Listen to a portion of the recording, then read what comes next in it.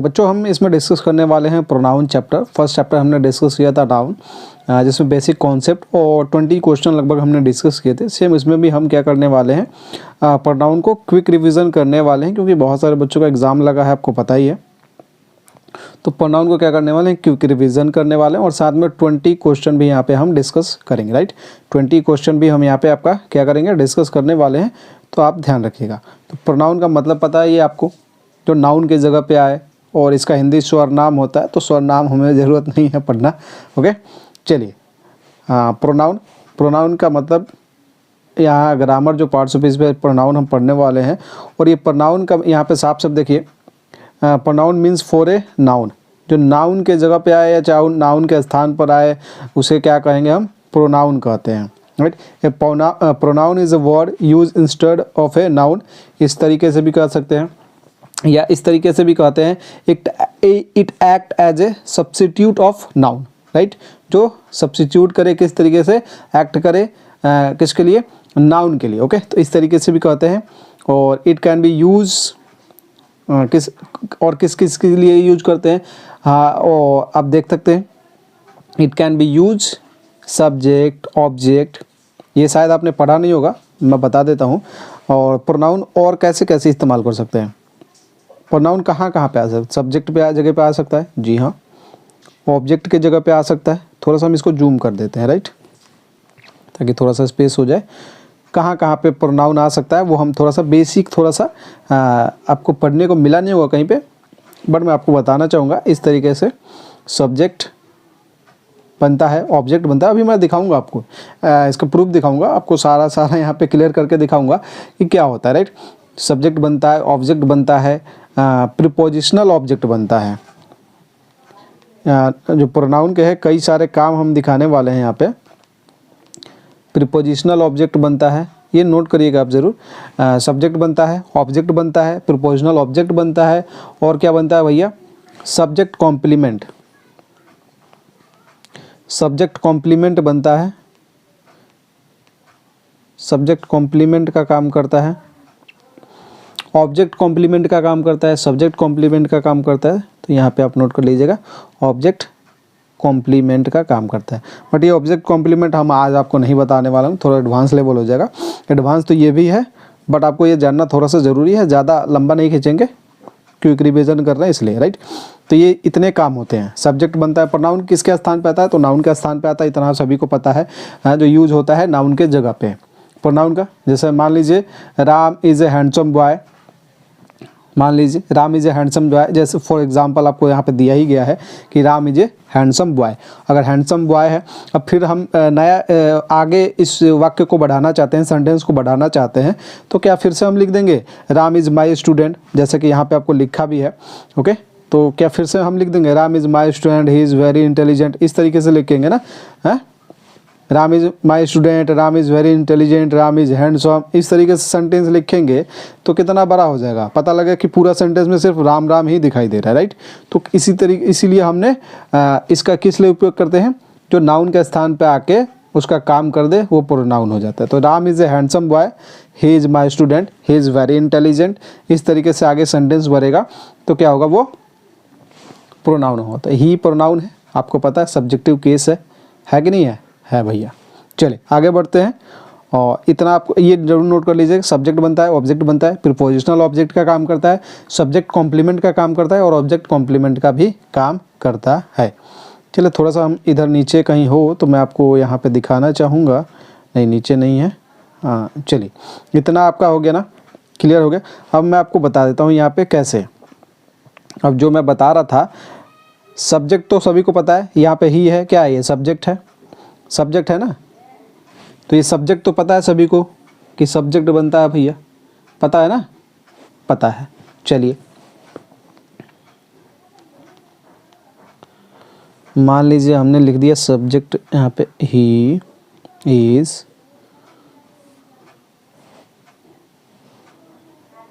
लिख दिया, ये तो पहले ही से लिखा ही है। सब्जेक्ट बन रहा है यहाँ पे, मान लीजिए हमने लिख दिया ही रोट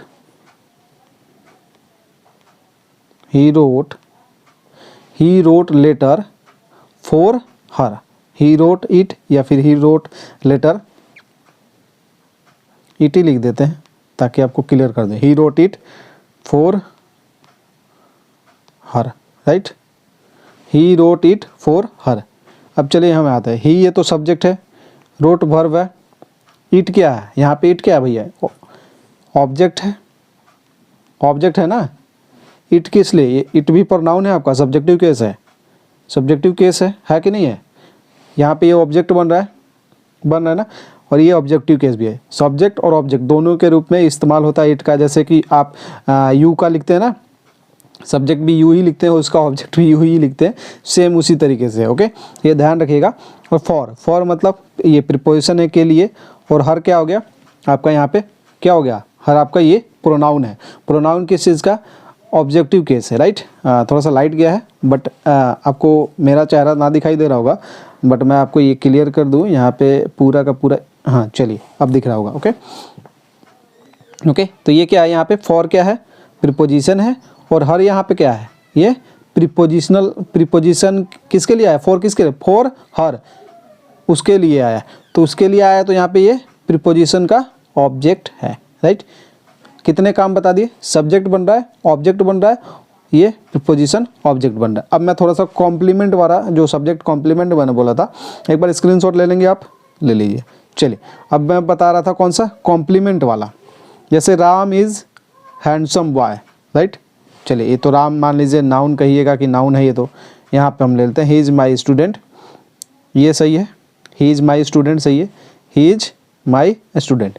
ही इज़ जब माई स्टूडेंट है, ही तो पता है ना प्रोनाउन है, ओके, प्रोनाउन है। ओके, माई स्टूडेंट, ये माई स्टूडेंट को क्या हम बोलेंगे, मान लीजिए इज़, तो ये आपका क्या हो जाएगा, ये इज़ हो जाएगा आपका वर्ब, और ये वर्ब बोले तो लिंकिंग वर्ब, हेल्पिंग वर्ब, ये मेन वर्ब की तरह काम कर रहा है। जब मेन वर्ब बी की फॉर्म काम करे तो इसे लिंकिंग वर्ब भी बोलते हैं। ये जाके आगे हम थोड़ा सा डिस्कस करेंगे।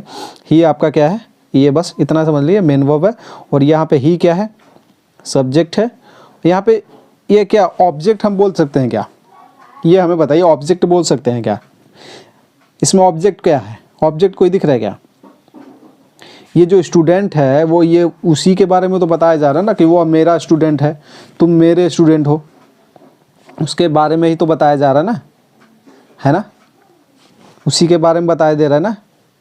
किसके बारे में बताया जाए, मान लो अगर मैं बोलूँ Sachin Tendulkar is a cricketer, right, Sachin Tendulkar is a cricketer, I am a teacher, मैं बोल दूँ आई एम अ टीचर, अगर मैं ये बोलता हूँ तो ये किसके बारे में बता रहा है, मैं अपने बारे में ही बता रहा हूँ। तो क्या इसमें टीचर को हम ऑब्जेक्ट ले सकते हैं क्या, एज ऑब्जेक्ट, नहीं ना, ऑब्जेक्ट होगा क्यों, क्योंकि मैं ही तो टीचर हूँ, दूसरा कोई थोड़ी बंदा आ रहा है यहाँ पे, तो टीचर भी मैं ही हूँ और मैं ही हूँ, पता ही आपको। तो यहाँ पे आई है, तो ये तो सब्जेक्ट हो गया, ये आपका मान लीजिए मेन वर्ब हो गया, ये आपका आर्टिकल है, और टीचर क्या है, यहाँ पर ऑब्जेक्ट नहीं है, ये सब्जेक्ट कॉम्प्लीमेंट की तरह, ये सब्जेक्ट के लिए ही तो टीचर आया है ना, तो यहाँ पे सब्जेक्ट कॉम्प्लीमेंट की तरह ये काम कर रहा है। तो ये चारों पांचों मैंने काम बता दिए। ऑब्जेक्ट कॉम्प्लीमेंट अभी नहीं बताएंगे, थोड़ा सा और एडवांस में जाएंगे तो बताएंगे, अभी आपके लिए जानना ज़रूरी नहीं है। चलिए, क्लियर हुआ, क्या क्या हमने बताया भैया, हमने क्या क्या बताया, हमने बताया जो प्रोनाउन है किस किस चीज़ का काम करता है, जो प्रोनाउन है वो क्या क्या चीज़ का काम करता है। ये आपका सब्जेक्ट बनता है, ऑब्जेक्ट बनता है, ओके, सब्जेक्ट बनता है, ऑब्जेक्ट बनता है, आपका subject complement, object complement, prepositional object, subject object हो गया, उसके बाद subject complement, object complement, object complement, और उसके बाद आपका क्या, प्रीपोजिशनल ऑब्जेक्ट, राइट। तो ये इतने काम बता दिए हमने, 3 ऊपर और 2 ये, 5 काम है, 4 अभी हमने बता दिया आपको। चलिए, अब थोड़ा सा ही, बहुत सारे बच्चों को मज़ा आ रहा होगा क्योंकि थोड़ा सा नया चीज़ मैंने बताया आप लोगों के लिए। चलिए, थोड़ा सा मैं आता हूँ इधर, अब एक एक करके काइंड्स ऑफ प्रोनाउन डिस्कस करेंगे। उससे पहले हम थोड़ा सा आपको लेके चलेंगे नीचे, कौन सब्जेक्टिव केस है कौन ऑब्जेक्टिव केस है, इसको हम नीचे डिस्कस कर लेंगे। तो उससे अच्छा यहाँ पे जैसे पर्सनल प्रोनाउन है, काइंड्स ऑफ प्रोनाउन, जिसमें आपका पर्सनल प्रोनाउन है गया, राइट। फर्स्ट आपका जो पार्ट है पर्सनल प्रोनाउन, पर्सनल मतलब बोले तो पुरुषवाचक सर्वनाम जो बच्चे बोलते हैं, इसमें क्या आ जाएंगे, आई हो जाएगा, me, we, you, he, she, her, it, they, them, जितने भी हैं। और इतना तो पता होगा ना कौन फर्स्ट पर्सन है कौन सेकंड पर्सन है। चलिए मैं थोड़ा सा क्लियर कर दूं। मैं मतलब जो बोल रहा है, समझ लीजिए जो बोलेगा वो फर्स्ट पर्सन, जो सुनेगा वो सेकंड पर्सन हो, राइट। इतना आ रहा है ना, मैं फर्स्ट पर्सन, तुम सेकंड पर्सन और वे लोग थर्ड पर्सन। क्लियर हुआ, मैं, तुम, वे, इस तरीके से क्लियर हो रहा है ना। चलिए आइए आगे बढ़ते हैं, लाइट भी आ गया है। अब मैं थोड़ा सा इसको पर्सनल प्रोनाउन को ना थोड़ा सा क्लियरफाई कर दूं यहाँ पे। पर्सनल प्रोनाउन को थोड़ा सा यहाँ पे क्लियर कर दूं, ये कि आप यहाँ पे देख रहे हैं जो पर्सनल प्रोनाउन, इसमें क्लियर मैं कर दूं ये कि थोड़ा सा यहाँ पे प्रॉब्लम आ रहा है, फ़ोटो इधर आ जा रहा है। चलिए अब नहीं आएगा। चलिए पर्सनल प्रोनाउन सब्जेक्ट केस है और ये ऑब्जेक्टिव केस है। सब्जेक्टिव केस में क्या होता है, ये सारे प्रोनाउन है, I, we, you, he, she, it, they, ये सभी क्या है, प्रोनाउन है, राइट, प्रोनाउन है। ओके, इसके इसी का लिए ऑब्जेक्टिव केस हम इस्तेमाल करते हैं। आपने जब आप पढ़ेंगे आगे वॉइस वगैरह या फिर अलग चीज़ें नरेशन वगैरह, वहाँ बहुत सारा यहाँ पे इस्तेमाल किया जाएगा। बाकी यहाँ पे देखिएगा, आई, मी, वी, अस, यू का यू ही होता है, ही का हिम हो जाएगा, हर का सी का हर हो जाएगा और इट का सेम रहता है जैसे कि आपका यू, दे का हो जाता है देम। तो ये सब क्या है, इसके ऑब्जेक्टिव केस है, राइट। ये सब्जेक्टिव केस है, इसके ऑब्जेक्टिव केस है। अब मैं थोड़ा सा आपसे एक क्वेश्चन पूछ लेता हूँ, यहाँ पे थोड़ा सा आप ज़रूर बताने की कोशिश करिएगा। जैसे कि आई, मी, हेल्पेड, ही, इसमें से क्या कैसे सेंटेंस बनेगा। क्या हम ऑब्जेक्ट से ये तो हमारा, ये हमारा सब्जेक्ट है, तो आपको पता है सब्जेक्ट से ही क्वेश्चन स्टार्ट होता है, मतलब कोई भी वाक्य। तो आई क्या हो जाएगा, सब्जेक्ट, तो ये होगा नहीं। हेल्पेड वर्ब हो जाएगा। अब यहाँ पे क्या ऑब्जेक्ट लेंगे ना, तो ऑब्जेक्ट तो हमारा हिम है, तो यहाँ पे ऑब्जेक्ट ये हो जाएगा। तो क्या हो जाएगा, आई हेल्पेड हिम, मैंने उसकी मदद की, आई हेल्पेड हिम।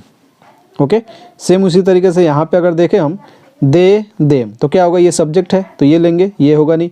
हिट, हिट किया उसको, किसको, दे हिट मी होगा ना, क्या होगा, दे हिट आई, सब्जेक्टिव केस लेंगे नहीं ना, ऑब्जेक्टिव केस, दे हिट मी, उसने मुझे टक्कर मारा, या फिर जो भी कहिए। नाउन का subjective and objective case same होता है। नाउन का सब्जेक्टिव केस, ऑब्जेक्टिव केस, ये स्टार मार्क के इसलिए लिख रखा है। जैसे नाउन चैप्टर हम जब आप मान लीजिए राम है, ये सब्जेक्ट बन रहा है राम, चाहे सीता है, गीता है, जो भी है, ये सब्जेक्ट है। ओके, ये आपका सब्जेक्ट है। इसका ऑब्जेक्ट भी लिखेंगे तो राम ही लिखेंगे, ये नहीं कि हम कुछ और लिख देंगे। सीता का सब्जेक्ट भी ऑब्जेक्टिव भी लिखेंगे तो सीता ही लिखेंगे, यानी कि ऑब्जेक्ट के जगह पे अगर इस्तेमाल करेंगे तो सीता ही लिखेंगे, राम के जगह ऑब्जेक्ट का इस्तेमाल करेंगे तो सीता राम ही लिखेंगे। तो इसलिए समझ लीजिएगा। चलिए बाकी हम चलेंगे फिर से अपने टॉपिक पे। फर्स्ट जो आपका पर्सनल प्रोनाउन है, मेरे ख्याल से बेहतरीन ढंग से क्लियर हो गया होगा। अब हम आते हैं आपका किस पे, सेकंड, जो कि हमारा है पजेसिव प्रोनाउन।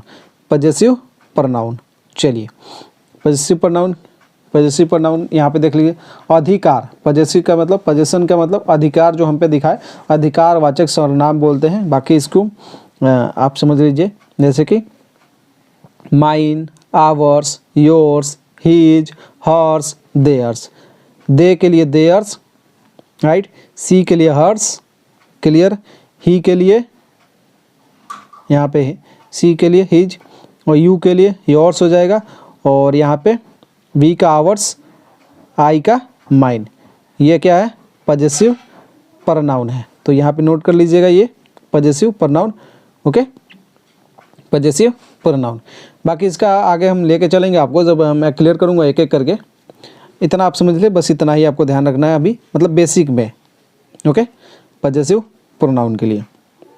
ओके, चलिए आगे बढ़ते हैं और हम लेके चलेंगे आपको किसके तरफ, आपको लेके चलते हैं डेमोन्स्ट्रेटिव प्रोनाउन के तरफ। डेमोन्स्ट्रेटिव प्रोनाउन क्या होते हैं, दिस, डैट, दीज, दोज, ये सब जो है ना, ये क्या है आपके डेमोन्स्ट्रेटिव प्रोनाउन है। डेमोन्स्ट्रेटिव प्रोनाउन है, सच, द, सेम, ये सब क्या है, डेमोन्स्ट्रेटिव, जो संकेत करते हैं। This is my pen, this is my pen, this is my phone, this is your book, this is that is your book, right। These are my friends, those are my friends, such as. तो ये सब किस लिए? संकेत के लिए। वो मेरा पेन है, हम बताते हैं ना, वो मेरा पेन है, ये इसका किताब है, वो इसका किताब है, इस तरीके से। तो ये संकेतवाचक, संकेत करने के लिए, किसी चीज़ को बताने के लिए डेमोन्स्ट्रेटिव प्रोनाउन का इस्तेमाल हम करते हैं। चलिए डिस्ट्रीब्यूटिव, डिस्ट्रीब्यूटिव प्रोनाउन में आता है, इसको हिंदी में व्यष्टिवाचक बोलते हैं। ईच, इधर, नीदर। ईच, इधर, नीदर का हम थोड़ा सा आपको बताएं, अगर ईच, इधर, नीदर का थोड़ा सा क्लियर कर दूं। ईच किसके लिए आता है, इधर किसके लिए आता है, नीदर किसके लिए आता है, क्लियर कर देता हूँ, वेट। चलिए हम बता देते हैं ईच का उपयोग कहाँ करेंगे, इधर का उपयोग कहाँ करेंगे, थोड़ा सा यहाँ पे ध्यान दीजिएगा। ओके, ये तीनों का इस्तेमाल हम दो चीज़ों के लिए ही करते हैं, राइट। या तो दो में से एक, दो में से कोई नहीं, या फिर दो में से दो या दो से अधिक के लिए। दो या दो से अधिक के लिए कब इस्तेमाल करेंगे?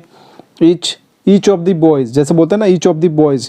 ईच ऑफ द बॉयज़ का मतलब दो या दो से अधिक के लिए इस्तेमाल करते हैं, दो या दो से अधिक के लिए। दो या दो से अधिक के लिए इस्तेमाल किसका करते हैं? ईच का इस्तेमाल करते हैं। जैसे ईच ऑफ द बॉयज़ बोलते हैं ना। आइदर का इस्तेमाल किस लिए करते हैं? दो में से कोई एक, राइट। दो में से कोई एक मतलब दो लड़के के लिए इस्तेमाल करेंगे, कोई एक के लिए, राइट। ओके, दो में से कोई एक। नेदर का इस्तेमाल किस लिए करते हैं? दो में से कोई भी नहीं, दो में से कोई भी नहीं, दो में से कोई भी नहीं के लिए आपका नेदर का इस्तेमाल किया जाता है। ओके, ईच, इधर, नीदर, दो या दो से अधिक के लिए ईच का इस्तेमाल करते हैं, राइट। और अगर बात करें यहाँ पे नीदर का, जैसे नीदर का इस्तेमाल कहाँ करें? Neither of them, neither of them is, neither of them is, each, neither. और इसके साथ ध्यान रखिएगा, निगेटिव वर्ड है, इसके साथ नोट का इस्तेमाल बिल्कुल नहीं करेंगे, नोट का इस्तेमाल बिल्कुल नहीं करेंगे। तो neither of them, neither of them is working properly, मतलब उनमें से कोई भी काम जो है वो प्रॉपरली अच्छे ढंग से नहीं कर रहा है, वो दोनों में से कोई भी अच्छे से काम नहीं कर रहा है। ओके ओके, तो ये ध्यान रखिएगा। चलेंगे, आगे बढ़ेंगे। डिस्ट्रीब्यूटिव हो गया हमारा। अब हम बात करते हैं रेसिप्रोकल प्रोनाउन, पारस्परिक संबंधवाचक। अब बहुत सारे बच्चे बोलेंगे ईच अदर, वन अनदर, इसमें भी कन्फ्यूजन है, right. Each another, one another में, ओके, वो भी क्लियर कर देता हूँ। चलिए हम बात कर लेते हैं रेसिप्रोकल प्रोनाउन। रेसिप्रोकल प्रोनाउन का क्या होता है? जब दो या दो से अधिक जो होते हैं ना सब्जेक्ट एक वाक्य में आते हैं और एक दूसरे पर सेम एक्शन करते हैं, एक्शन को क्या करते हैं? परफॉर्म करते हैं, तब हम क्या करते हैं? रेसिप्रोकल प्रोनाउन का इस्तेमाल हम करते हैं। जब एक सेंटेंस में, एक वाक्य में दो या दो से अधिक सब्जेक्ट आ जाए और उस सेम एक्शन को परफॉर्म करे तो हम रेसिप्रोकल का इस्तेमाल करते हैं, राइट। जैसे मान लीजिए फॉर एग्जांपल हम लेते हैं, Ajay, Monu and Kunal don't trust each other की one another. Ajay, Monu and Kunal don't trust each other या वन अनदर। मैं आपको लिख के दे देता हूँ तो आपको बहुत अच्छे से क्लियर हो जाएगा यहाँ पे। अब मैं आपको बता ही दिया रेसिप्रोकल प्रोनाउन कौन है, ईच अदर है और एक वन अनदर। पहले इनका उपयोग हम बता देता हूँ। ईच अदर का इस्तेमाल क्यों करते हैं और वन अनदर का इस्तेमाल क्यों करते हैं। ईच अदर हो गया, और ईच अदर का इस्तेमाल हम क्यों करते हैं? ईच अदर का इस्तेमाल हम क्यों करते हैं? ईच अदर का इस्तेमाल करते हैं दो लोगों के लिए, दो लोगों के लिए करते हैं। ईच अदर का इस्तेमाल दो लोग करते हैं। वन अनदर का इस्तेमाल, और वन अनदर जो होता है दो से अधिक लोगों के लिए। वन अनदर के दो से अधिक के लिए, दो से अधिक की बात करेगा तो वन अनदर, ओके। दो के अधिक बात करेगा तो वन अनदर, और ईच अदर दो लोगों के लिए। चलिए हम बात कर लेते, जैसे यहाँ पे हम बात करें अजय, राम एंड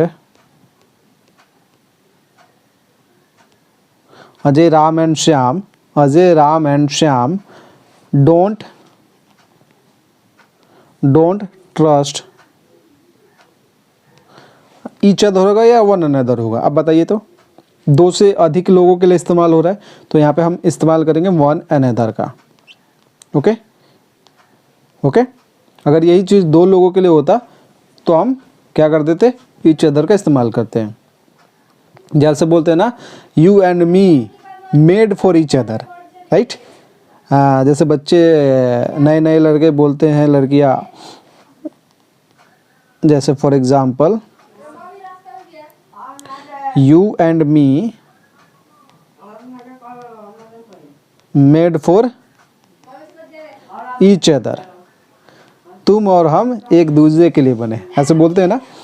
तो यहाँ पे ये नोट कर लीजिए, ओके। इसलिए दो लोगों के लिए ईच अदर और दो से अधिक लोगों के लिए वन अनदर का इस्तेमाल हम करते हैं, राइट। अब आपको बहुत ही बेहतरीन ढंग से क्लियर हो चुका होगा कि ईच अदर का इस्तेमाल, वन अनदर का इस्तेमाल क्यों करते हैं, ईच का इस्तेमाल कब करते हैं, इधर का इस्तेमाल कब करते हैं, नेदर का इस्तेमाल कब करते हैं, राइट। अब चलेंगे हम रिफ्लेक्सिव प्रोनाउन, जो कि निजवाचक सर्वनाम बोलते हैं हिंदी में। रिफ्लेक्सिव प्रोनाउन क्या होता है? Myself, ourself, yourself, himself, herself, itself, themself, oneself, ये सब क्या है? रिफ्लेक्सिव प्रोनाउन है। चलिए थोड़ा सा इसको भी डिटेल में हम डिस्कस कर लेते हैं थोड़ा सा, ओके। तो रिफ्लेक्सिव प्रोनाउन का कब इस्तेमाल करेंगे? जब हम if the doer and receiver of an action is the same, जब हम जो होता है ना, कार्य करने वाला जो होता है, वो जो उसका एक्शन जो होगा वो सेम होगा, ओके। जो कार्य कर रहा है और जिस पे हो रहा है सेम एक्शन को रिप्रेजेंट करे, तब हम यहाँ पे रिफ्लेक्सिव प्रोनाउन को क्या करते हैं? लिखते हैं। जैसे for example he adapted himself, he adapted himself for tough climate बोल सकते हैं क्या? For climate, for the harsh climate, इस तरीके से। चलिए तो मैं एक सेंटेंस लिखता हूँ जिससे आपको क्लियर हो पाएगा बेहतरीन ढंग से। आइए हम लिख देते हैं यहाँ पे रिफ्लेक्सिव प्रोनाउन का जो एक एग्जांपल है वो लिखता हूँ। चलिए एक सेंटेंस लिखते हैं, उससे आपको क्लियर होगा। ही अडेप्टेड, अडेप्ट का मतलब एडजस्ट करना होता है। अडेप्टेड हिम होगा या हिमसेल्फ होगा? हिमसेल्फ, अडेप्टेड हिम या himself to the harsh climate of Manali, मान लीजिए मनाली, शिमला, जो भी बोलना है बोल ले सकते हैं। ही अडेप्टेड हिम या हिमसेल्फ, ये क्या हो रहा है?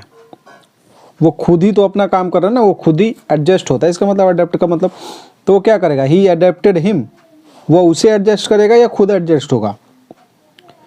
वो खुद एडजस्ट होगा ना। जब काम अपने पे ही हो जाए खुद, एक्शन और रिसीवर सेम पर्सन पे हो, सेम थिंग पे हो, तब हम क्या बोलते हैं? जब एक्शन जो हो रहा है वो सेम पर्सन पे हो, राइट। एक्शन हो रहा है जो डूअर और रिसीवर का जो एक्शन है वो सेम पर्सन पे हो, राइट। अब डूअर उसे बोलते हैं जो सब्जेक्ट होता है, रिसीवर उसे बोलते हैं जो ऑब्जेक्ट होता है, राइट। काम करने वाला सब्जेक्ट होता है और जिस पे हो रहा है वो ऑब्जेक्ट होता है। तो यहाँ पे हम क्या बोलेंगे? ही अडेप्टेड हिम थोड़ी लेंगे, ऑब्जेक्टिव केस थोड़ी लेंगे, यहाँ पे हिमसेल्फ लेंगे, राइट। रिफ्लेक्सिव प्रोनाउन लेंगे। ही अडेप्टेड हिमसेल्फ, उसने खुद को एडजस्ट कर लिया टू द हैरस क्लाइमेट, जो ये खतरनाक क्लाइमेट है, इसके लिए बहुत ज़्यादा ठंडी है मनाली में, तो उसने अपने आप को एडजस्ट किया धीरे धीरे, राइट। तो ये इसका कहने का मतलब है। तो यहाँ पे हम रिफ्लेक्सिव प्रोनाउन का इस्तेमाल करेंगे। एक और क्वेश्चन लेते हैं, right. He can not put himself, he can not put, he can not, बोलते हैं ना, वैसे बहुत सारे लोग बोलते हैं मैं तुम्हारे लिए अपने आप को डेंजर में, खतरे में नहीं डाल सकता। ही कैन नॉट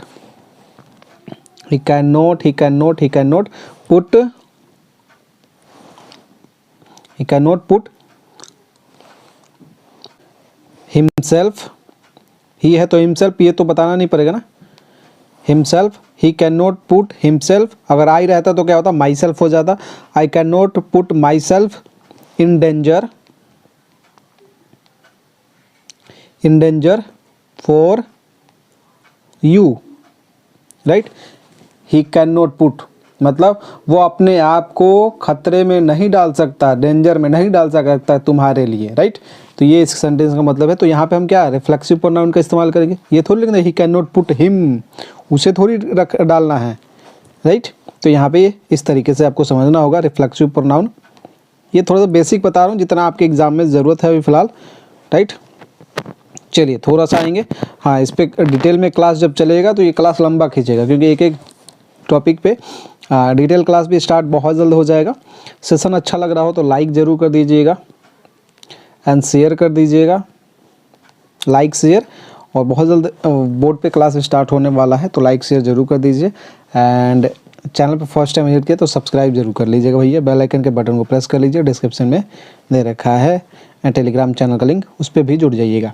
चलिए हमने 6 तक क्लियर कर लिया। अब हम बात करेंगे इम्फैटिक इम्फेसाइजिंग प्रोनाउन, जो हमें क्या करे दबाव सूचक, दबाव डाले। अब यहाँ पे बच्चे कंफ्यूज होंगे, भैया रिफ्लेक्सिव प्रोनाउन और इम्फैटिक प्रोनाउन तो देखने में भैया सेम सेम लग रहा है। अब यहाँ पे क्या करें भैया, तो देखिए यहाँ पढ़ते हैं myself, ourself, yourself, yourselves, himself, herself, itself, themself, oneself का प्रयोग जब सब्जेक्ट कर्ता को इम्फेसिस दबाव जोर करने के लिए किया जाता है तब ये इम्फैटिक प्रोनाउन कहलाते हैं। अर्थात इम्फैटिक प्रोनाउन का प्रयोग सामान्यतः सब्जेक्ट कर्ता के तुरंत बाद होता है, राइट। यहाँ पे लिखा है कि ये तुरंत बाद होता है। फॉर एग्जाम्पल रिफ्लेक्सिव प्रोनाउन का इस्तेमाल हम कब कर रहे थे, कब बाद में कर रहे थे, तुरंत थोड़ी कर रहे थे। ही आपका क्या हो जाएगा, यहाँ पे ही प्रोनाउन है और ये हिमसेल्फ हिम्पैटिक प्रोनाउन हो जाएगा, कम वर्ब हो जाएगा, हेयर यहाँ हो जाएगा, राइट। आइए समझते हैं इसको। अब आपको कन्फ्यूज़न क्रिएट ये होगा कि भैया हमें कब समझ में आएगा कि भैया ये इम्फैटिक बन रहा है कि रिफ्लेक्सिव बन रहा है। तो आइए हम समझाते हैं हम किस लिए हैं। तो हमें क्या करना होगा, तो हमें करना होगा जब हम किस लिए इम्फैटिक प्रोनाउन जब बनेगा जब वो दबाव डालेगा किस पे, सब्जेक्ट पे, राइट। जब यहाँ पे इम्फेसिस डाला जाएगा वो खुद पे ही दबाव डालेगा कि हाँ ये काम मैंने ही किया है, मैंने ही तुझे देखा है, तब आपका क्या होगा इम्फैटिक। और जब आएगा, जब क्या आएगा, मैंने खुद को देखा, खुद को देखा, मैंने तुझे देखा, अगर बोलेगा मैंने तुझे देखा, मैंने तुझे देखा, आई शा यू, इस तरीके से बोलेंगे। मैंने खुद को देख लिया तो क्या बोलेंगे, आई शा माई सेल्फ, मैंने खुद को देखा यहाँ, आई शा माई सेल्फ, ऐसे बोलेंगे ना हेयर। अगर इस पर हम दबाव डालेंगे यही चीज़ को सेम चीज़ से रिप्रेजेंट करें, जब क्या हो जाएगा सब्जेक्ट और ऑब्जेक्ट अलग अलग हो जाए तब यहाँ पे इम्फैटिक प्रोनाउन का इस्तेमाल हो जाएगा, राइट। जब सब्जेक्ट भी हो और ऑब्जेक्ट अलग अलग हो, अगर सब्जेक्ट से मतलब एक ही है ऑब्जेक्ट इसमें नहीं है तो यहाँ पे आप क्या समझें, जब यहाँ पे क्या होगा सब्जेक्ट और ऑब्जेक्ट सेम हो तब आप समझिएगा तो कि डूअर और रिसीवर, सब्जेक्ट और ऑब्जेक्ट सेम हो तो वहाँ पे आप समझिएगा कि भैया यहाँ पे क्या लग रहा है, रिफ्लेक्सिव प्रोनाउन लग रहा है। जैसे अभी मैंने आपको सेंटेंस बताया था ना, ही एडेप्टेड हिम, यहाँ पे ऑब्जेक्ट तो है नहीं ना, ऑब्जेक्ट नहीं है मतलब कि सब्जेक्ट वही है और ऑब्जेक्ट भी वही है, तो आपका क्या लगेगा भैया रिफ्लेक्सिव प्रोनाउन होगा। अगर ऑब्जेक्ट और सब्जेक्ट अलग अलग हो, दो इसी तरीके से आप समझ सकते हैं, सब्जेक्ट और ऑब्जेक्ट अलग अलग हो तो आप समझ लीजिएगा भैया ये आपका यहाँ पे इम्फैटिक जो डालने के लिए काम किया जा रहा है। चलिए थोड़ा सा एक बार हम यहाँ पे क्लियर करते हैं आपको। For example I myself शायू, मैंने खुद तुझे देखा। आइए यहाँ पे लिख देता हूँ आई my self, I my self, और ये सब्जेक्ट के बाद तुरंत इस्तेमाल किया जा रहा है तो आई माई सेल्फ क्या होगा सा यू, राइट। मैंने खुद तुझे देखा यहाँ पे, राइट, मैंने खुद तुझे देखा। जब सेंटेंस ये कैसे पता चले, मीनिंग से पता चल रहा है। यहाँ पे ऑब्जेक्ट कोई है क्या, मैंने खुद ही तुझे देखा, ऑब्जेक्ट है ना यू। और जब यही चीज़ बोल दूँ मैं आई माई सेल्फ, सॉरी आई सा माई सेल्फ, अगर यही चीज़ मान लो ऐसे लिख देता हूँ, मैंने आई सा माई सेल्फ, मैंने खुद को देखा, माई सेल्फ, तो क्या हो जाएगा, आई सॉ माई सेल्फ, क्या लिख रहा हूँ मैं, आई सॉ माई सेल्फ,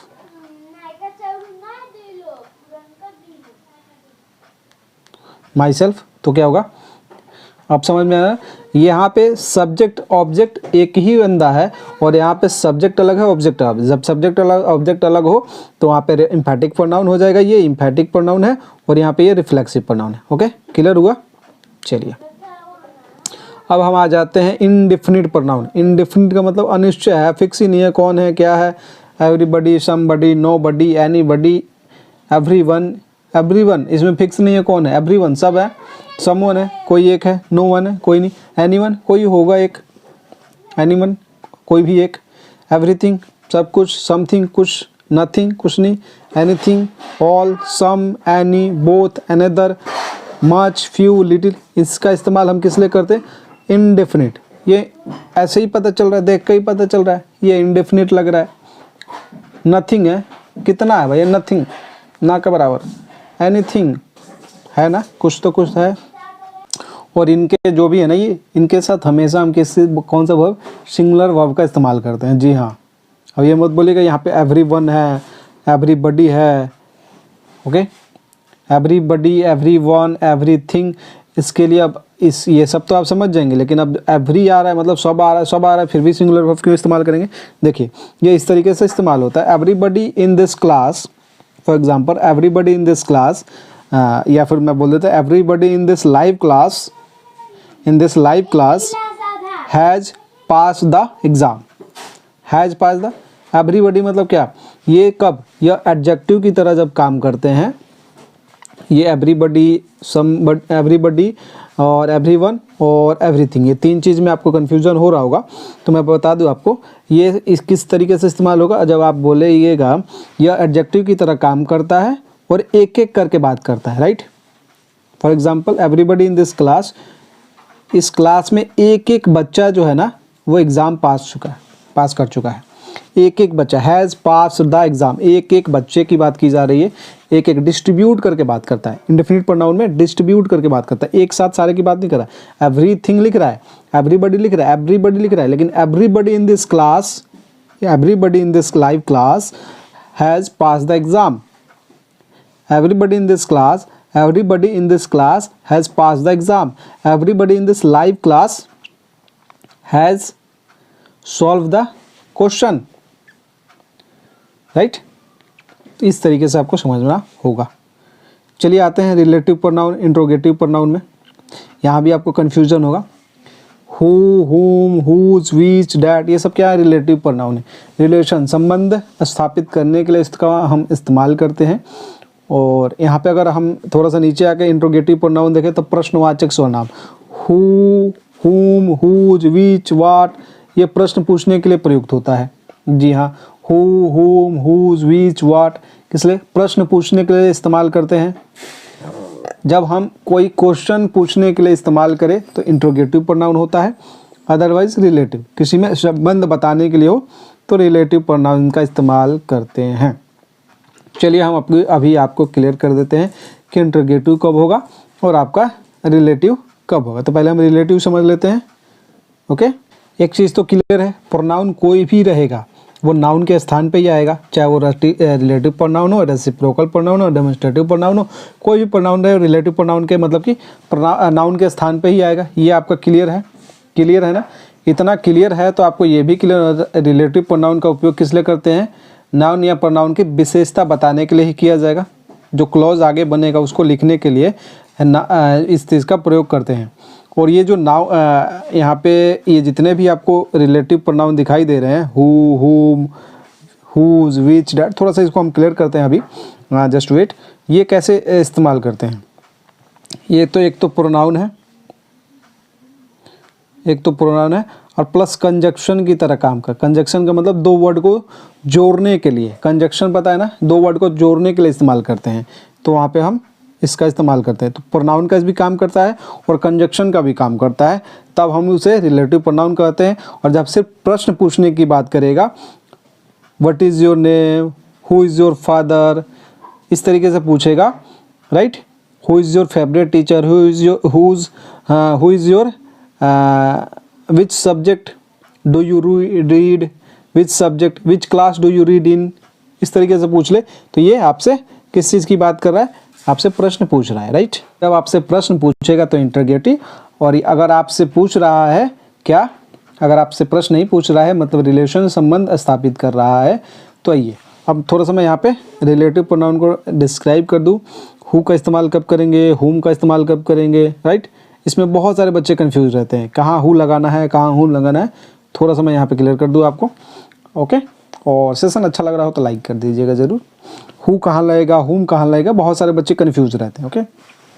चलिए तो मैं हु और हुम में क्लियर करता हूँ, आपका जो भी प्रॉब्लम है उसको मैं शॉर्ट आउट करता हूँ। तो हु में क्या है, हु आपके किस लिए इस्तेमाल होता है और हुम किस लिए इस्तेमाल है। हु एज ए सब्जेक्ट इस्तेमाल करते हैं, हु का हम सब्जेक्ट के रूप में इस्तेमाल करते हैं, सब्जेक्ट की ज़रूरत होगी तो हु का इस्तेमाल करेंगे, और ऑब्जेक्ट की ज़रूरत होगी तो हम किसका इस्तेमाल करेंगे, हुम का इस्तेमाल करेंगे, एज ए ऑब्जेक्ट की तरह हम इस्तेमाल करेंगे। अगर ये दोनों किस लिए इस्तेमाल होते हैं, ये इंसानों के लिए ही इस्तेमाल होते हैं, राइट। जी हाँ, ह्यूमन बीइंग्स की बात करेगी, मतलब इंसान की बात करेगा, ह्यूमन बीइंग्स की बात करेगा, तो ये हम दोनों इस्तेमाल करते हैं ह्यूमन बीइंग्स के लिए, इंसानों के लिए इसका हम इस्तेमाल ह्यूमन बीइंग्स के लिए करते हैं, इंसानों के लिए हु और हुम का इस्तेमाल करते हैं। हु एज ए सब्जेक्ट इस्तेमाल करते हैं, हुम आपका ऑब्जेक्ट की तरह इस्तेमाल करते हैं। अभी हम इस पर क्वेश्चन डिस्कस करेंगे ना तो बहुत ज़्यादा आपको क्लियरफाई होगा, राइट। चलिए इतना क्लियर होगा, हु होम का आपको क्लियर हुआ ना। चलिए एक हम क्वेश्चन देख लेते हैं, राइट, तो आपको और ज़्यादा क्लियर हो जाएगा हु और कहाँ लगाना है और हुम कहाँ लगाना है। We scolded the boy, right, we scolded the boy who whom, who या हुम मतलब कोई भी एक, broke the window. For example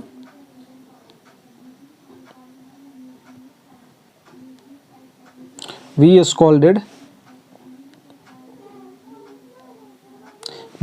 the boy, हमने किस लड़के को डांटा, स्कॉल्डेड द बॉय। अब यहाँ पे हु लगेगा कि हुम लगेगा आप खुद ही बताएंगे। हुम ब्रोक द विंडो, राइट। अब आप खुद ही बताएंगे कि we scolded the boy who या हुम ब्रोक द विंडो। अब बताइए, हमने उस लड़का को डांटा जिसने ही क्या किया है, जिसने इस खिड़की को तोड़ा है, राइट, तोड़ा है ना। इस ये ब्रोक द विंडो आगे आ रहा है, ये ब्रोक क्या है, वर्ब आ रहा है, और ये ऑब्जेक्ट आ रहा है, तो हमें सब्जेक्ट की ज़रूरत है ना। यहाँ सब्जेक्ट कहाँ है, इस वाक्य में ये वर्ब है, सॉरी सब्जेक्ट, ये वर्ब है और ये ऑब्जेक्ट हो गया। अब हमें किस चीज़ की ज़रूरत है, सब्जेक्ट की ज़रूरत है, और हुम हमारा है ऑब्जेक्ट की तरह, इंसानों के लिए इस्तेमाल करते हैं, और यहाँ बॉय है, यहाँ पे जिसने खिड़की तोड़ा है तो हु का इस्तेमाल करेंगे, तो राइट आंसर हु हो जाएगा। इस तरीके से हमें क्या करना है, देखना है। चलिए हु हुम का इस तरीके से आपका आगे चलेगा, सेम हु हुम हो गया, ओके। अब बहुत सारे बच्चे बोलेंगे हु हुम तो आपने क्लियर कर दिया, विच का भी बता दीजिए। विच जो रिलेटिव प्रोनाउन है इसका इस्तेमाल ये एनिमल और थिंग्स के लिए इस्तेमाल करते हैं। विच का प्रयोग जो है ना एनिमल एंड थिंग्स के लिए इस्तेमाल करते हैं, एनिमल और थिंग्स के लिए इसका इस्तेमाल किया जाता है, राइट, एनिमल और थिंग्स के लिए। जैसे फॉर एग्जांपल बात करें हम, he bought a bag which had 3 compartment. Animal और थिंग्स की बात करेंगे, he bought A bag which had 3 compartment, right. उसने एक बैग खरीदा, क्या खरीदा, बैग खरीदा, जिसमें क्या है 3 कंपार्टमेंट थे। तो जिसमें की बात आ रहा है तो विच लगेगा। क्यों विच लगेगा, क्योंकि यहाँ पे एक तो एनिमल और थिंग्स के लिए विच का इस्तेमाल करते हैं। तो he bought A bag which had 3 compartments, तो हम क्या लगाएंगे, आपका लगा देंगे विच। क्लियर हुआ। थोड़ा सा डैट के बारे में, it is also use for, that का इस्तेमाल किस लिए करते हैं, चलिए डैट का हम बता देते हैं। डैट का इस्तेमाल आप ह्यूमन बीइंग्स के लिए भी कर सकते हैं, ह्यूमन बीइंग्स के लिए भी कर सकते हैं, एनिमल के लिए भी कर सकते हैं, और थिंग्स के लिए भी कर सकते हैं। तो इसका सभी जगह पे इस्तेमाल होता है, एनिमल, थिंग्स, ह्यूमन बीइंग्स सबके लिए इस्तेमाल डैट का करते हैं। whom जो होगा सिर्फ इंसानों के लिए, और which आपका इस्तेमाल होगा किस लिए, एनिमल और थिंग्स के लिए। who सब्जेक्ट है, whom ऑब्जेक्ट है, और that आपका सब के लिए इस्तेमाल होता है, चाहे वो एनिमल्स हो, चाहे थिंग्स हो, या फिर आपका ह्यूमन बींग्स हो, राइट। तो कैसे समझ में आएगा? तो कुछ वर्ड है फिक्स है जिसके आगे हम डैट का इस्तेमाल करते हैं, ये बताते हैं। जब हम क्वेश्चन डिस्कस करेंगे तो ये आपको क्लियर हो जाएगा। जैसे मान लीजिए he is the tallest man whom I have ever meet, right. तो यहाँ पे हम क्या लगाएंगे, whom लगाएंगे, डैट लगाएंगे। जल्दी बताइए, whom तो आपको पता है स्पेशली किसके लिए आता है, whom तभी आएगा जब वहाँ पे आपके क्या रहेंगे, ऑब्जेक्ट के लिए। और हमें क्या चाहिए, क्या चाहिए बताइए, जल्दी बताइए। एक तो प्रोनाउन भी चाहिए प्लस कंजक्शन भी चाहिए, राइट। इधर भी कंप्लीट है, इधर भी कंप्लीट है, तो यहाँ पे हम लगाएंगे डैट, राइट। चलिए, relative pronoun, interrogative pronoun clear हो गया होगा, बेसिक बस क्लियर कर रहा हूँ। थोड़ा और एक ज़्यादा एग्जांपल मैं डिस्कस करना चाहूँगा, तो डिटेल वे में क्लास जब स्टार्ट होगा आपका तो वहाँ से चलेगा। एक्सक्लामेटरी जो विस्मयादि बोधक, ऐसे ही आपको ना इंट्रोगेटिव मैंने बता ही दिया था, जब प्रश्न पूछने की बात आएगा तो इंट्रोगेटिव हो जाएगा, क्योंकि first as a subject represent करेंगे प्रश्न पूछ। एक्सक्लामेटरी वर्ड का प्रयोग जब सेंस ऑफ सरप्राइज हो, आश्चर्य के भाव में हमको व्यक्त करते हैं, तब वो एक्सक्लामेटरी प्रोनाउन कहलाता है। What a match, as surprise करते हैं ना, तो वहाँ पे ये एक्सक्लामेटरी सेंटेंस की तरह इस्तेमाल होता है। तो चलिए अब हम डिस्कस क्या करने वाले हैं, टॉप 20 क्वेश्चन डिस्कस करेंगे, जो कि मोस्ट इंपॉर्टेंट है, आपके एग्जाम में आया है। तो अब हम डिस्कस करने वाले हैं। जैसे फर्स्ट क्वेश्चन है हमारा, सी हॉट। मैंने आपको एक चीज़ बोला था, रिफ्लेक्सिव प्रोनाउन यहाँ पे आपको दिखाई दे रहे होंगे। रिफ्लेक्सिव प्रोनाउन कब होगा, हाँ राइट, जब क्या होगा, एक ही सब्जेक्ट हो तो रिफ्लेक्सिव प्रोनाउन होगा, और सब्जेक्ट और ऑब्जेक्ट अलग अलग हो तो एम्फैटिक प्रोनाउन। तो हमें यहाँ पे क्या चाहिए, रिफ्लेक्सिव प्रोनाउन चाहिए। तो सी हॉट, अब सी हॉट क्या होगा, सी के लिए क्या लगाते हैं, यू रहता तो योर सेल्फ लगा देते, ही रहता तो हिमसेल्फ लगा, इट रहता तो इट सेल्फ लगा देते। यहाँ पे सी है तो सी के लिए हर लगाते हैं, हर के लिए हर सेल्फ। तो राइट आंसर बी हो जाएगा, बहुत ही आसान तरीके से। This is my book and that is, बताइए, यह मेरी किताब है। यहाँ पे दिस क्या है, दिस क्या है, डेमोन्स्ट्रेटिव प्रोनाउन है। यही डेमोन्स्ट्रेटिव एडजेक्टिव भी हो जाता है, जैसे हम बोलेंगे यही दिस डेमोन्स्ट्रेटिव एडजेक्टिव भी होता है। जब हम एडजेक्टिव चैप्टर डिस्कस करेंगे तो वहाँ बताएंगे। फॉर एग्जांपल दिस बॉय, तो बॉय यहाँ पे क्या है, नाउन है, और इस नाउन की विशेषता कौन बता रहा है, दिस बताएगी, यही लड़का, यह लड़का। तो यहाँ पे दिस डेमोन्स्ट्रेटिव एडजेक्टिव भी हो जाता है, राइट, ये ध्यान दीजिएगा। तो यहाँ पे क्या हो जाएगा, ये क्लियर होगा, this is my book and that is yours, right, that is yours. तो बी आपका, ये आपका राइट आंसर हो जाएगा।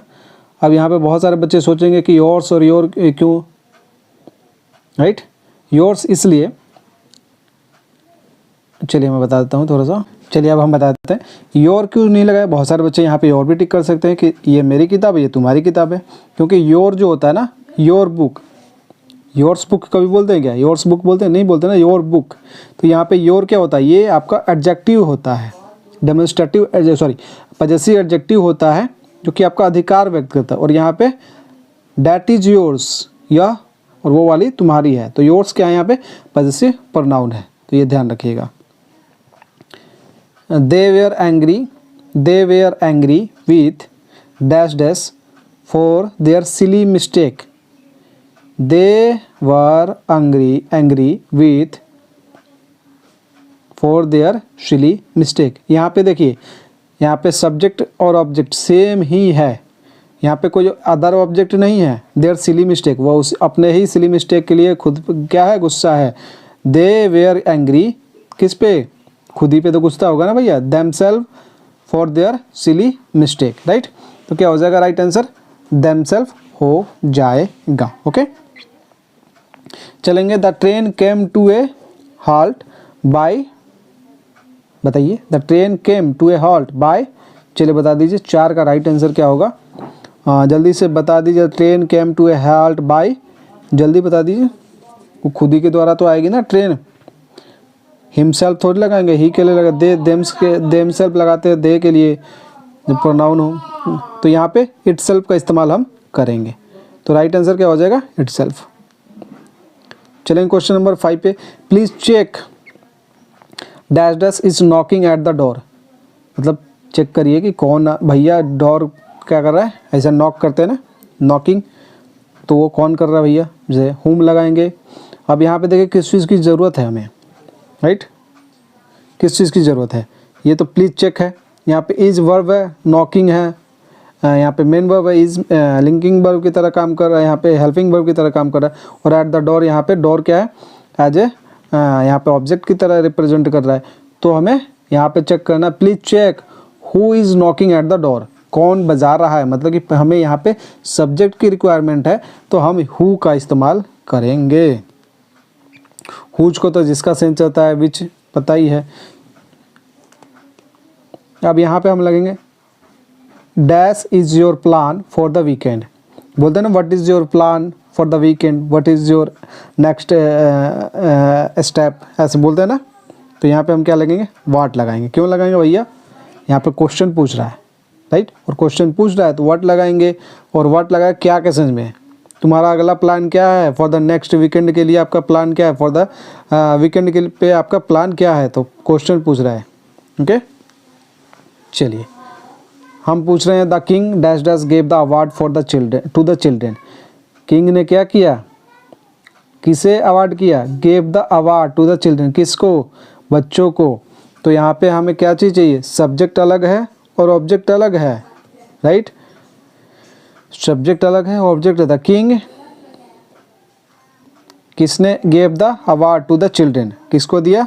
और जब सब्जेक्ट और ऑब्जेक्ट अलग हो तो इम्फेटिक प्रोनाउन का इस्तेमाल होता है। और इम्फेटिक प्रोनाउन यहाँ पे किंग के लिए क्या लगाएंगे, आई के लिए माई सेल्फ, दे रहता है देम सेल्फ, योर रहता है योर सेल्फ, तो यहाँ पे लगाएंगे हिम सेल्फ। जो किंग है उसने खुद ही क्या किया, अवार्ड दिया, किसको, चिल्ड्रेन को। तो यहाँ पे अच्छे ढंग से क्लियर हो गया। चलिए 8 नंबर क्वेश्चन पे आते हैं। Can you point out the book dash dash belong to you. अब देखिए यहाँ पे can you point out the book belong to you, हमें 8 नंबर बताना है। और 8 का राइट आंसर क्या होगा, आपको पता है।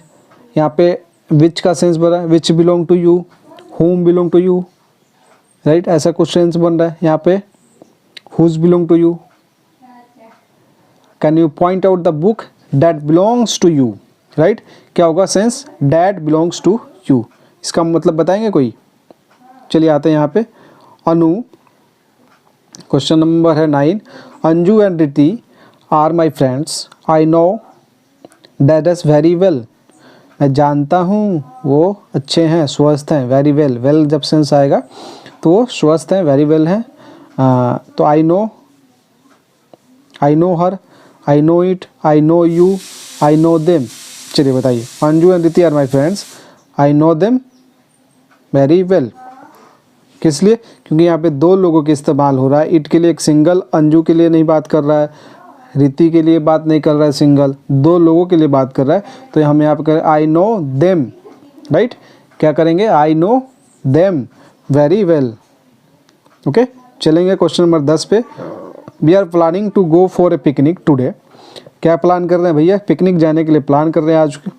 Would you like to join, would you like to join. अब बी के लिए आपको पता ही है क्या लगा, would you like to join them, would you like to join me. अकेला के थोड़ी, प्लान बहुत लोग कर रहे हैं ना, हम लोग प्लान कर रहे हैं। तो इसका क्या हो जाता है, ऑब्जेक्टिव केस अस होता है। तो सी आपका राइट आंसर हो जाएगा, राइट, तो ये ध्यान दीजिएगा। चलेंगे क्वेश्चन नंबर 11 पे। क्वेश्चन नंबर 11 क्या हो जाएगा भैया, क्वेश्चन नंबर 11 है the answer dash dash you gave is not right. जो 2 आंसर तुमने दिया वो सही नहीं है, वो सही नहीं था, सही नहीं है। ओके, जो दिया तुमने आंसर वो सही नहीं है। तो क्या हो जाएगा द आंसर। अब देखें यहाँ पे ऑलरेडी सब्जेक्ट है यू यहाँ पे, राइट। अब हु आएगा क्या, हु यू गेव, हु थोड़ी आएगा। Which you gave is not right. अब देखिए हु सब्जेक्ट के इस्तेमाल करते हैं, हुम ऑब्जेक्ट के सेंस में इस्तेमाल करते हैं, हु और ओम किसके लिए इस्तेमाल करते हैं, इंसानों के लिए। और विच कहाँ पे इस्तेमाल होता है, अब मैंने बताया ही अभी आपको, जल्दी बताइए हुज कहाँ इस्तेमाल होता है। चलिए तो अब बता दीजिए। और यू है तो राइट मतलब कि यहाँ पे हु होगा या फिर हुम होगा। ये तो क्लियर है भैया, हु होगा या हुम होगा। तो जल्दी बता दीजिए कि क्या होगा। क्लियर है क्या? You gave is not right the answer. Answer की बात हो रही है ना, राइट। इसका राइट आंसर आपको कमेंट सेक्शन में देना है एक क्वेश्चन का। जो पहले देगा उसका कमेंट पिन करेंगे। क्वेश्चन नंबर 12 है, Monica is the only girl. Monica जो है वही सिर्फ एक ही लड़की है dash dash essay has been selected for the competition. That essay has been selected. Her essay उसका ऐसे है, हुज ऐसे है, हुम ऐसे है, जिसका ऐसे has been selected for the competition, जिसका ऐसे सेलेक्ट किया गया है किस लिए? कंपटीशन के लिए, राइट। तो क्या हो जाएगा भैया? हुज ऐसे। क्या हो जाएगा? हुज ऐसे, जिसका ऐसे सेलेक्ट किया गया है किस लिए? कंपटीशन के लिए। चलें क्वेश्चन नंबर 13 पर। This is a secret pact between you and. अब यहाँ पे देखिए you and, you objective case की तरह इस्तेमाल हो रहा है और ऑब्जेक्टिव केस की इस्तेमाल हो रहा है। This is a secret pact है बिटवीन यू एंड मी, तुम्हारे और मेरे बीच में, तो यू एंड मी। ओके, चलेंगे क्वेश्चन नंबर 14। आपको रीडिंग स्किल थोड़ा सा बेहतर करना होगा, बहुत आसान तरीके से क्वेश्चन डील कर पाएंगे आप। The man dash dash stole my necklace has been arrested. तो the man dash dash stole my necklace has been arrested. Option A में दे रखा है who, B which, C whose, D whom. Which option is correct? The man who stole my necklace, the man which stole my necklace, the man whose stole my necklace, the man whom stole my necklace. Okay, तो अब हमें बताना है क्या? The man, जिसने क्या किया? मेरा वो मैन चाहिए जिसने हमारा क्या किया है? नेकलेस को चुरा लिया है। Stole my necklace has been arrested, और चुराया है वो क्या होगा? अरेस्ट हो चुका है। ये वही मैन है, ये वही आदमी है जिसने हमारा नेकलेस चुराया था और अरेस्ट हो चुका है। ओके, इसका ये सेंस बन रहा है। तो अब हमें बताना है कि इसका राइट आंसर क्या होगा। तो जल्दी से बता दीजिए। पूरा का पूरा मीनिंग बता दिया भाई, पूरा का पूरा मीनिंग हमने बता दिया है। आप जल्दी से आप आंसर बता दीजिए। ओके, और थोड़ा सा कैमरा, मैंने कैमरा इधर है, कैमरा मोबाइल का, और ये इधर है, तो बार बार लगता है कि इधर देख रहा हूँ तो कैमरा पे मेरा नज़र नहीं जा रहा, तो इसलिए इधर देखना पड़ जाता है। ओके, चलिए तो बता दीजिए जल्दी से जल्दी राइट आंसर 14 का क्या होगा। तो यहाँ पे हो जाएगा द मैन, जिसने चुराया, हु स्टोल माई नेकलेस। यहाँ पे सब्जेक्ट की रिक्वायरमेंट है। ओके, तो who stole my, whose stole नहीं, जिसका नहीं चुराया, उस वही आदमी के बारे में बात कर रहा है ना। ये मैन किस लिए? हु के लिए। हु जो आ रहा है ये मैन के लिए आएगा। चलिए 15 नंबर पे आएंगे। This is the best hostel, sorry hostel नहीं, hotel. This is the best hotel dash dash I have ever seen. ऐसा मैंने कभी नहीं देखा। एवरी सीन, एवर सीन होगा ना, एवरी सीन हो गया है। ओके, तो चलिए जल्दी बस बता दीजिए 15 का राइट आंसर क्या होगा। तो 15 का राइट आंसर होगा this is the best hotel. Who यहाँ पे ऑलरेडी सब्जेक्ट है, ना ही सब्जेक्ट की रिक्वायरमेंट है ना ऑब्जेक्ट की रिक्वायरमेंट है, और ऐसा कुछ है नहीं कि जिसका सेंस बने, तो that I have ever seen. Okay, चलेंगे question number 16। I like the books, I like the books dash dash have interesting story. तो क्या होगा आप बताइए, अच्छा सवाल है। आई लाइक द बुक्स, मैं बुक्स पसंद करता हूँ, ऐसी बुक्स पसंद करता हूँ जिसमें क्या हो? इंटरेस्टिंग स्टोरी हो। इस तरीके का सेंस बन रहा है 16 नंबर क्वेश्चन में। हु सब्जेक्ट के लिए यहाँ पे बुक की बात कर रहा है, राइट, बुक की बात कर रहा है। होम ऑब्जेक्ट के केस में आता है, वर्ड का सेंस बन नहीं रहा है, तो डैटी तो लगाएंगे जिसमें सबका इस्तेमाल होता है। डैटी तो लगाएंगे, जहाँ पे हम एनिमल के लिए भी लगा सकते हैं, आपका थिंग्स के लिए भी लगा सकते हैं, ह्यूमन बींग्स के लिए भी लगा। तो यहाँ पे थिंग्स है, बुक्स क्या है? थिंग्स ही है, जिसमें इंटरेस्टिंग है, तो डैटी का इस्तेमाल करेंगे। चलिए क्वेश्चन नंबर चलते हैं 17 पे। This is the boy dash dash mother on the Miss India contest last week. This is the boy, ये वही लड़का भैया जिसकी माता ने क्या हुआ? मिस इंडिया कॉन्टेस्ट जीता है लास्ट वीक। ओके ओके, तो चलिए ये वही लड़का है। This is the boy. Who mother होगा क्या? हु मदर, कोई पूछ थोड़ी रहा है। हु मदर सब्जेक्ट की रिक्वायरमेंट थोड़ी है, ना ही ऑब्जेक्ट का रिक्वायरमेंट है। इधर भी सब्जेक्ट कंप्लीट है, इधर भी ऑब्जेक्ट कंप्लीट है। अब बोलेंगे डैट लगा दे, डैट मदर थोड़ी होगा। हुज मदर, जिसकी माता ने ये वही लड़का है जिसकी माता ने क्या हुआ अगले जो लास्ट वीक अंतिम सप्ताह जो क्या हुआ मिस इंडिया का कॉन्टेस्ट जीता है। चलिए तो यहाँ पे हो जाएगा हुज। 18 नंबर चलेंगे। I like such books dash dash. अभी मैंने इस क्वेश्चन को क्लियर किया। Dash dash illustrate their topic clearly. I like such books. चलिए 18 नंबर बता दीजिए भैया। अब यहाँ पे डैट का सेंस बिल्कुल भी नहीं। I like such books. Who illustrate their topic clearly. Which illustrate their topic clearly. Which का तो सेंस बनेगा नहीं, ना ही एज बन रहा है ना विच बन रहा है। अब यहाँ पे डैट और हु में कंफ्यूज होंगे बच्चे। I like such books. Who illustrate their topic clearly. That illustrate their topic clearly. यहाँ पे सही आंसर हो जाएगा उसके सेंस के। चलिए क्वेश्चन नंबर 19 पे चलेंगे। This is the dress dash dash आई और ऑन माई बर्थडे। जो मैं पहनूंगा अपने बर्थडे पे ये वही ड्रेस है। This is the dress. Who I were subject already है, ऑब्जेक्ट भी है, तो ना हु होगा ना हुम होगा। यहाँ पे डैट का सेंस बनेगा, तो सी आपका राइट आंसर हो जाएगा। ओके, सी आपका राइट आंसर हो जाएगा। चलेंगे क्वेश्चन नंबर आपका चलेंगे यहाँ पे थोड़ा सा क्वेश्चन इसे करते हैं। The women dash dash gave me the money was quite young. चलिए the women gave me the money. अब यहाँ पे किसकी जरूरत। The women who gave me the money was quite young. क्यों? क्योंकि ये आपको पता है ये वर्ब है, ये ऑब्जेक्ट है, तो हु रिक्वायरमेंट मांग रहा है क्योंकि सब्जेक्ट आ रहा है, वोमेन के लिए आएगा तो हु। एंटीसीडेंट जो देखेंगे ना उसके हिसाब से। अब ये क्वेश्चन आपके लिए है। Why don't dash dash pick some nice flowers for your friend. तो ये क्वेश्चन आपके 21 नंबर 2 क्वेश्चन आपके लिए मैंने दिया है। और सेशन कैसा लगा? पूरा कंप्लीट हो चुका है। ये लगभग 1 घंटे का सेशन था और कंप्लीट हो चुका है। तो वीडियो को लाइक कर दीजिएगा, शेयर कर दीजिएगा। एंड इन्फॉर्मेशन मतलब इस वीडियो में जो मैंने प्रोनाउन के चैप्टर डिस्कस किया, मेरे ख्याल से लगभग सारे जितना आपका ज़रूरत है हिसाब से मैंने क्लियर कर दिया। और अगर इसमें थोड़ा सा और एडवांस जाए तो और क्लास आएंगी, बट इतना आपके लिए काफ़ी है फ़िलहाल के लिए। तो बाकी देखते हैं नेक्स्ट क्लास। ओके, तो वीडियो को लाइक कर दीजिएगा, शेयर कर दीजिएगा। एंड चैनल पर हमारे फर्स्ट टाइम चैनल को सब्सक्राइब करके बेल आइकन के बटन को प्रेस कर लीजिए। ऐसी ही क्लासेस आपको मिलती रहेगी। नाउन का चैप्टर क्लास मिला नाउन का, इसके आगे आप कुछ टॉपिक पे चाहते हैं वो बता दीजिएगा, मैं आपके लिए वीडियो लेके आ जाऊँगा। जय हिंद, जय भारत, वंदे मातरम।